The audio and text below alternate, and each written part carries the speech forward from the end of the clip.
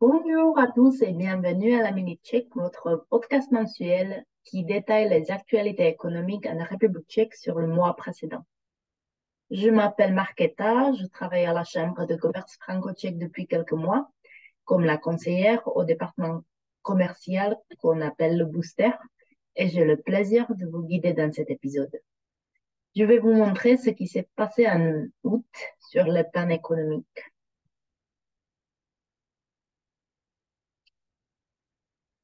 Au sommaire du mois d'août, trois données macroéconomiques habituelles, dont l'inflation qui a toujours la tendance de baisser lentement, le taux de chômage qui reste toujours à peu près pareil par rapport au mois de juillet, mais après quelques mois de la diminution continue, l'augmentation légère est remarquable.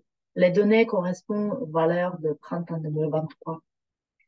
Le dernier indicateur, la couronne tchèque, qui se réévalue par rapport à l'euro et qui a la tendance à augmenter et rester forte. Et à la fin de cet épisode, pour le hot topic du mois, nous avons choisi la problématique de logement en République tchèque.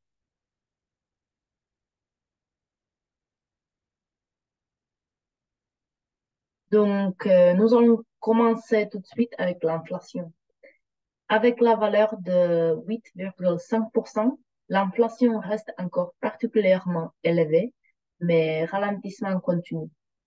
Pour comparer, en août dernier, l'inflation a atteint 17,2%, alors nous pouvons remarquer une forte baisse par rapport à l'année dernière.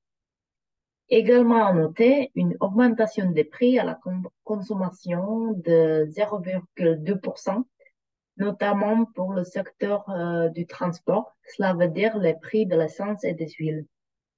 Par contre, les prix ont diminué dans le secteur alimentaire, particulièrement pour les légumes et des produits laitiers. Les prix des services ont augmenté de 0,3%. En général, les prix se stabilisent par rapport à l'année dernière et continuent à baisser. L'inflation donc correspond aux prévisions de la Banque centrale tchèque. Cette évolution est surtout influencée par les prix alimentaires qui ont ralenti leur croissance en glissement annuel depuis décembre de l'année dernière. Selon les prévisions, l'inflation au début de l'année prochaine ralentira fortement pour atteindre l'objectif de 2%. On va continuer avec le taux de chômage qui reste bas, même s'il a augmenté de 0,1% par rapport au mois de juillet et atteint la valeur de 3,6%. Le nombre de chômeurs reste faible et, comparé aux autres pays de l'Union européenne, la République tchèque se porte très bien. En été, nous observons un déclin à long terme des activités des entreprises en termes d'embauche de nouveaux employés.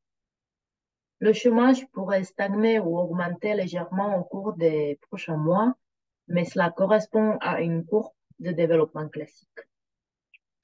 Au 31 août 2023, le Pôle emploi de la République tchèque enregistrait plus de 260 000 demandeurs d'emploi, soit 1870 de plus que le mois précédent et 9 000 de plus que l'année dernière. Pour le mois de septembre, le Pôle emploi de la République tchèque s'attend, comme chaque année, une reprise du marché du travail. En même temps, c'est un mois où la principale vague des diplômés entre au marché du travail et, en fonction de la météo, les emplois saisonniers prendront progressivement fin. Malgré la stabilisation actuelle, d'éventuels changements économiques et sociaux pourraient continuer d'influencer la situation.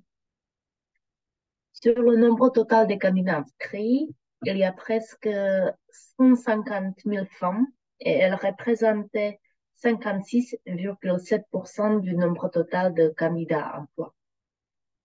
L'âge moyen des chômeurs était 43,1 ans en août contre 43,6 ans l'année dernière.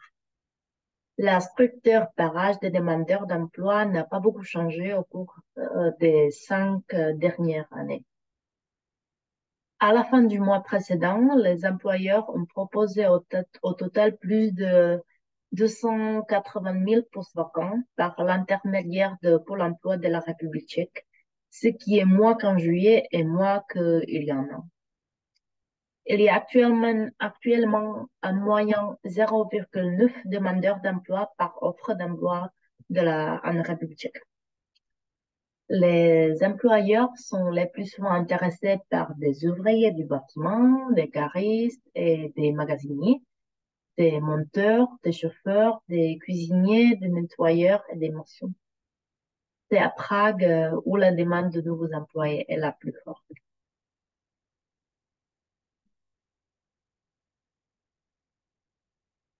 Finalement, dernier chiffre macroéconomique, le taux de change. Le taux de change de la couronne tchèque par rapport à l'euro correspond à 24 couronnes tchèques et continue à augmenter au-dessus de 24 couronnes. Par rapport au début de l'année, lorsque le taux de change baissait, il a commencé à augmenter au cours des 4 ou 5 derniers mois.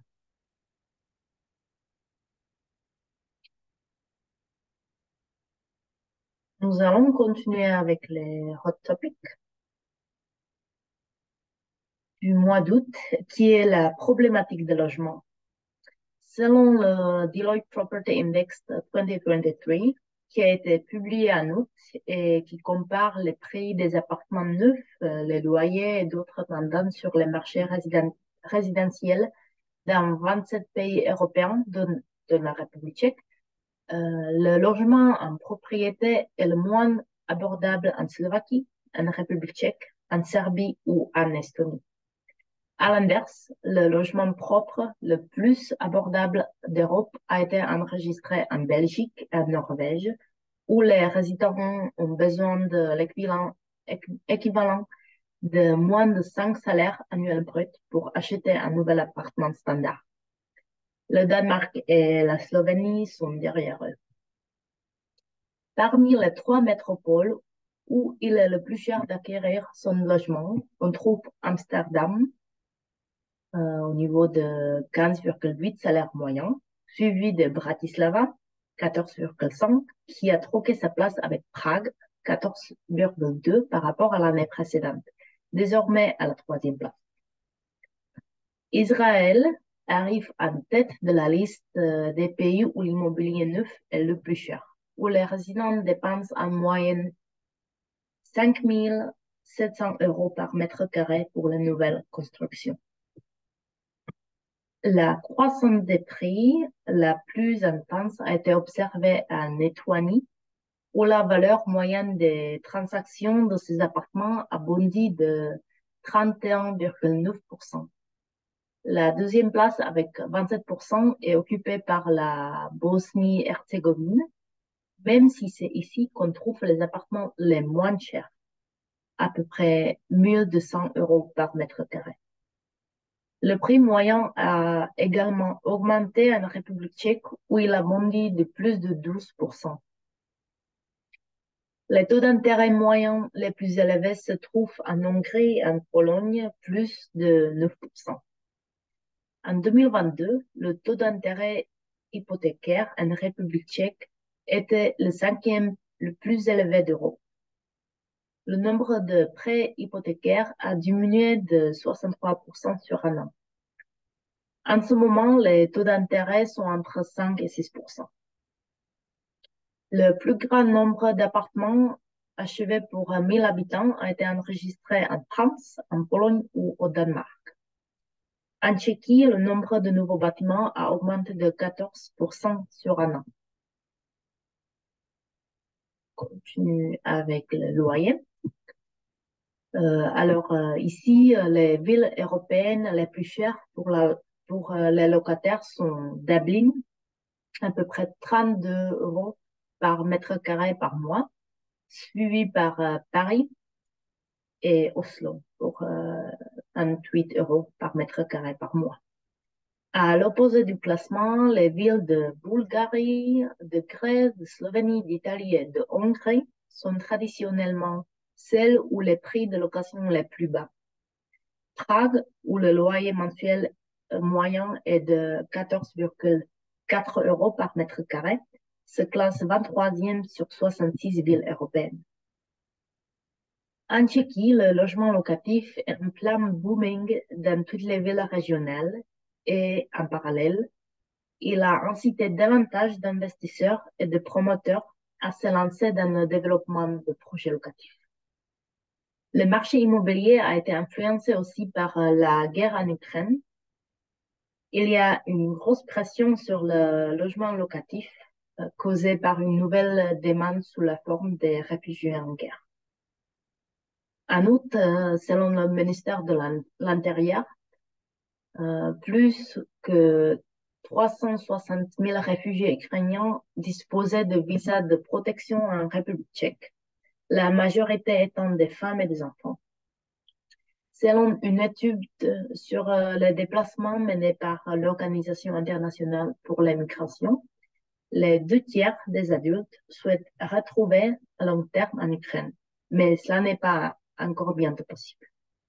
Pour les 2/5 de ceux qui souhaitent rentrer dans leur pays à court terme, la raison principale est l'amélioration de la situation dans leur pays d'origine. Presque la même proportion de répondants mentionne le regroupement familial et un quart d'entre eux veulent partir parce qu'ils n'ont pas ou ne peuvent pas trouver de logement. Pour finir, il faut aussi mentionner que même si l'objectif de cette publication de Deloitte est de fournir aux lecteurs un aperçu complet des marchés immobiliers européens au cours de l'année précédente, il est important de prendre en compte la situation géopolitique actuelle résultant de la guerre en Ukraine. Cette invasion a sans aucun doute support la crise énergétique dans un certain nombre de pays européens. Aussi, la hausse des taux d'intérêt sur le nouveau prêt hypothécaire a eu un impact significatif sur le marché résidentiel, entraînant une baisse du nombre de ventes.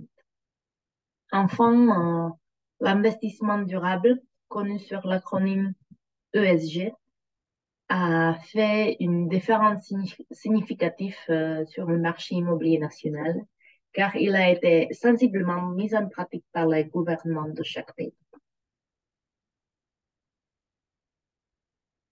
Donc voilà, je pense que c'est tout. Je voulais vous rappeler la présence de notre page LinkedIn où vous pouvez trouver les actualités de la Chambre de commerce franco-tchèque et invitations à nos événements. Et n'hésitez pas à nous suivre. N'oubliez pas non plus notre site web avec toutes les actualités et inscriptions aux événements prochains. Au nom de mes collègues, je vous remercie de suivre notre podcast mensuel, La Minute Tchèque, et de m'avoir écouté et je vous souhaite une très bonne journée.